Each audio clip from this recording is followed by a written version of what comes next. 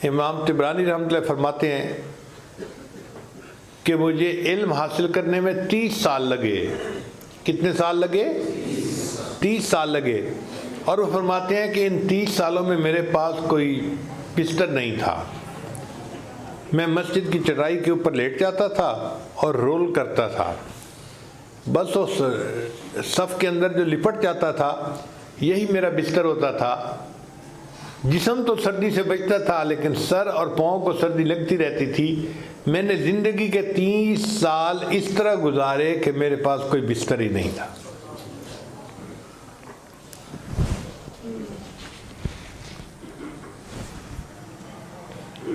امام طبرانی رحمۃ اللہ اپنا واقعہ لکھتے ہیں، فرماتے ہیں کہ ہم 3 دوست تھے، ابو شیخ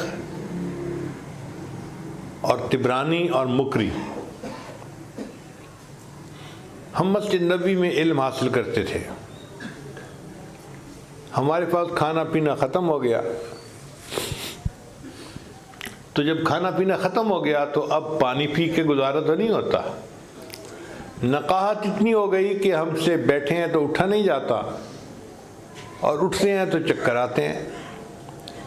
میرے 2 دوست کہنے لگے بھائی ہم تو نہیں اتنی بھوک برداشت کر سکتے، ہم واپس اپنے گھروں کو جاتے ہیں۔ میں نے کہا کہ نہیں، میں تو ابھی کچھ دن اور رہوں گا اور علم حاصل کروں گا۔ اب چند دن اور گزرے تو میرا بھوک سے بہت برا حال۔ میں نقاہت کی وجہ سے مسجد نبوی میں لیٹا ہوا تھا۔ اچانک مجھے خیال آیا کہ میں مسجد نبوی کا طالب علم ہوں، میں نبی علیہ السلام کا مہمان ہوں، میں جا کر نبی علیہ السلام کو عرض تو کروں کہ میں آپ کا مہمان ہوں اور مجھے بھوک لگی ہوئی ہے۔ طبرانی رحمۃ اللہ فرماتے ہیں کہ یہ خیال آنے کے بعد میں مواجہ شریف حاضر ہوا، نبی علیہ السلام پہ صلاۃ والسلام پیش کیا، اور صلاۃ والسلام پیش کرنے کے بعد یہ الفاظ کہے، یا رسول اللہ الجوع، اے اللہ کے رسول صاحب مجھے بہت بھوک لگی ہے۔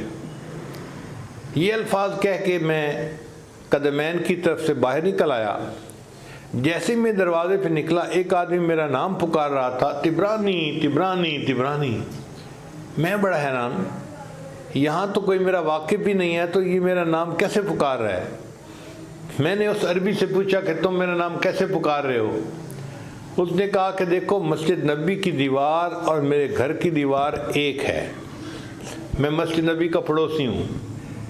میں اپنے گھر میں دوپہر کے وقت قیلولہ کر رہا تھا، مجھے خواب میں نبی علیہ السلام کی زیارت نصیب ہوئی، اور اللہ کے محبوب صلی اللہ علیہ وسلم نے فرمایا کہ مسجد میں ایک طالب علم ہے جو بھوک ہے، اس کا نام طبرانی ہے، تم اسے کھانا کھلاؤ۔ اب جیسے ہی میری آنکھ کھلی میں نے اپنی بیوی کو خواب سنایا۔ اس نے کہا یہ میں نے سالن بنایا ہے اور یہ روٹیاں پکائی ہیں، یہ جا کے پہلے طالب علم کو کھلاؤ، ہم اپنے لیے اور کھانا بنا لیں گے۔ تو میں گھر سے روٹیاں اور سالن لے کے نکلا ہوں اور آپ کا نام پکار رہا ہوں کہ نبی علیہ السلام نے حکم دیا ہے کہ میں آپ کو کھانا کھلاؤں۔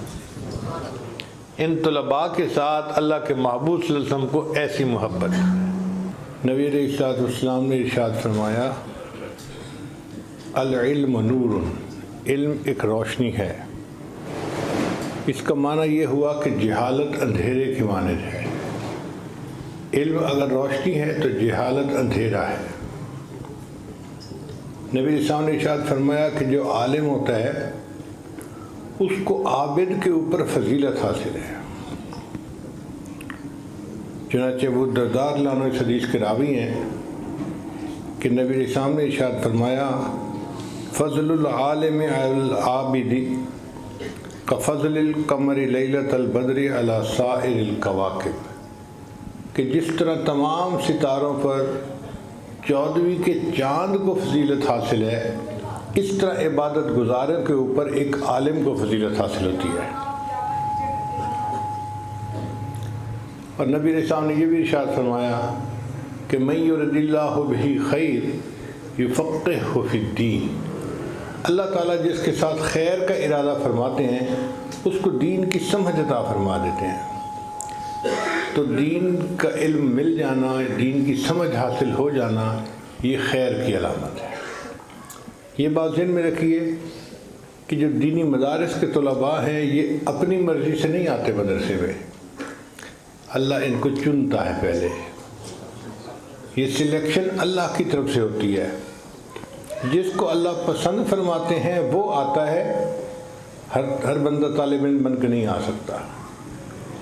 یونیورسٹی کالجوں میں ہر کوئی جا سکتا ہے، جس کا جی چاہے اس کے لیے یونیورسٹی کالج کا دروازہ کھلا ہے۔ مدرسہ کا دروازہ صرف ان لوگوں کے لیے کھلتا ہے جن کو اللہ پہلے پسند فرماتے ہیں۔ قرآن مجید میں اللہ تعالیٰ کا ارشاد ہے ثم اورثنا الکتاب، پھر ہم نے اپنی کتاب کا وارث اپنے بندوں میں سے ان کو بنایا الذین اصطفینا من عبادنا، جو ہمارے چنے ہوئے بندے تھے۔ اصطفیٰ مصطفیٰ چنا ہوا، یعنی اللہ تعالیٰ پہلے چنتے ہیں تب مدرسے آنے کی توفیق دیتے ہیں۔ اس لیے جب کوئی علم کی طلب کے لیے اپنے گھر سے نکلتا ہے تو فرشتے اس کے پاؤں کے نیچے پر بچھاتے ہیں۔ اب طلباء کو یہ بات عجیب محسوس ہوتی ہے کہ جی فرشتے تو معصوم ہیں، وہ فرشتے ہم گناہ گاروں کے پاؤں کے نیچے پر بچھاتے ہیں؟ جی، اظہار محبت کے لیے۔ دنیا میں ہم نے دیکھا ہے کہ اگر کسی ملک کا صدر وزیر اعظم آئے تو اس کے لیے ریڈ کارپٹ بچھایا جاتا ہے۔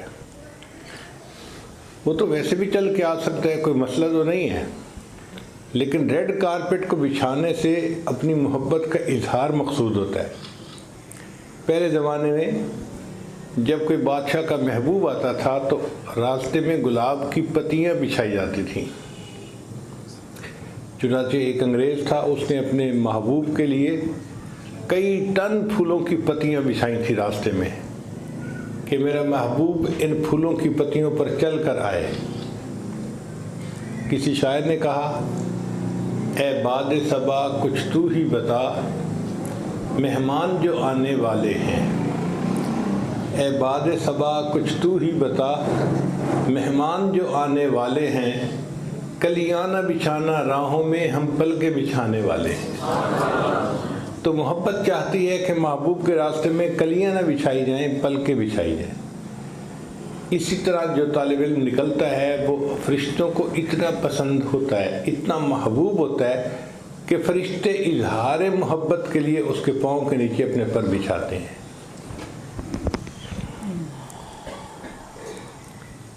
حضرت صفوان رضی اللہ عنہ اس کی روایت کرتے ہیں ما من رجل خرج من بیتہ لیطلب العلم الا وضعت له الملائکۃ اجنحتها رضا لما یصنع، خوشی کی وجہ سے کہ یہ بندہ علم کی طلب کے لیے گھر سے نکلا ہے، فرشتے پاؤں کے نیچے پر بچھاتے ہیں۔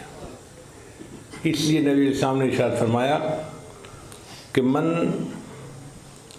سلک طریقا یطلب فیہ علما سہل اللہ لہ طریقا الی الجنۃ، جو اپنے گھر سے نکلتا ہے علم کی طلب کے لیے اور اللہ اس کے لیے راستہ آسان کر دیتے ہیں تو اس کے بدلے اللہ اس کے لیے جنت میں جانے کا راستہ بھی آسان فرما دیتے ہیں۔ ایک اور حدیث مبارکہ میں اللہ تعالیٰ کے حبیب صلی اللہ علیہ وسلم ارشاد فرماتے ہیں من خرج فی طلب العلم، جو بندہ اپنے گھر سے علم کی طلب کے لیے نکلا فہو فی سبیل اللہ حتی یرجع، وہ اللہ کے راستے میں ہوتا ہے جب تک لوٹ کر واپس نہیں آتا۔ آج ہم سمجھتے ہیں جی کوئی سروزہ لگانے کے لیے نکلا وہ اللہ کے راستے میں ہے، اور طالب علم جو مدرسے کی طرف نکلتا ہے اس کو ہم اللہ کا راستہ نہیں سمجھتے، یہ تو علم پڑھنے جا رہا ہے۔ بھئی نبی علیہ الصلوۃ والسلام کا فرمان دیکھیے کہ محبوب صلی اللہ علیہ وسلم نے ارشاد فرمایا فَهُوَ فِي سَبِيلِ اللَّهِ حَتَّى يَرْجِعَ، وہ اللہ کے راستے میں ہوتا ہے جب تک کہ لوٹ کر گھر واپس نہیں آ جاتا۔ اس لیے طالب علم جب مدرسے میں ہوتا ہے نا اسے ہر حال میں ثواب ملتا ہے، پڑھنے پہ بھی ثواب ملتا ہے، سونے پہ بھی ثواب ملتا ہے، کھانا کھانے پہ بھی ہر وقت ثواب مل رہا ہوتا ہے۔ طالب علم کی مثال معتکف کی سی ہے۔ اعتکاف کی نیت سے جب بندہ مسجد میں بیٹھ جائے تو اس کو ہر وقت ثواب مل رہا ہوتا ہے، عبادت کرے آرام کرے جو مرضی ہو، اعتکاف کی نیت کی وجہ سے اس کو ثواب مل رہا ہوتا ہے۔ اسی طرح طالب علم جب علم کی طلب کی نیت سے گھر سے نکل پڑا، مدرسے پہنچا تو اس کو ہر وقت ثواب مل رہا ہوتا ہے۔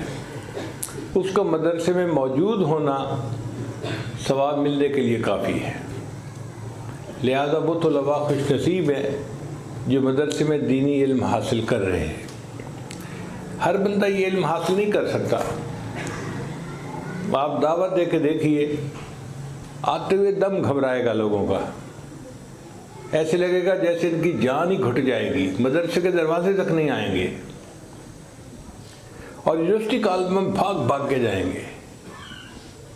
اللہ کی طرف سے توفیق نہیں ہوتی۔ ہاں، جن کو اللہ چن لیتے ہیں، پسند کر لیتے ہیں، پھر اللہ ان کے لیے راستے ہموار کر دیا کرتے ہیں۔